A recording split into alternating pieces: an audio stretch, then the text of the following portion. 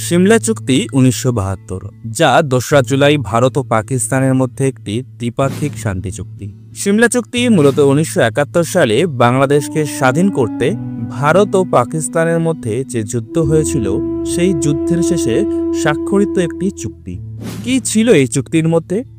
মূলত কাশ্মীর সমস্যা সমাধানের জন্য ভারত ও পাকিস্তানের মধ্যে এই শান্তি চুক্তিতে 6টি বিষয়ের উল্লেখ ছিল। 1. কাশ্মীর সীমান্তে যাদের সৈনিক যেখানে অবস্থান করছে সেটাই সেই দেশে সীমানা মানা হবে। এই সীমানাকে ভারত পাকিস্তান এলওসি বা লাইন অফ কন্ট্রোল হিসেবে মেনে নিল। 2.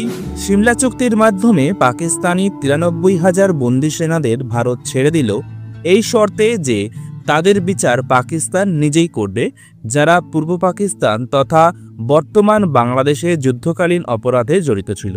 3. পাকিস্তানের পশ্চিমাঞ্চলে ভারতীয় সৈনিক দ্বারা কবজাকৃত সীমানা ভারত ছেড়ে দিল বিনা শর্তে। 4. ভবিষ্যতে ভারত পাকিস্তান কোনো সমস্যা সমাধানে তৃতীয় পক্ষের হস্তক্ষেপ কামনা থেকে দুই দেশই বিরত থাকবে। 5. দুই দেশের সেনারা কোনোভাবেই এলওসি সীমানা অতিক্রম করবে না। 6. সাধারণ জনগণের আসা যাওয়ার জন্য বর্ডার থাকবে, যাতে করে দুই দেশের জনগণ আত্মীয় পরিজনের সাথে মিলিত হতে পারে।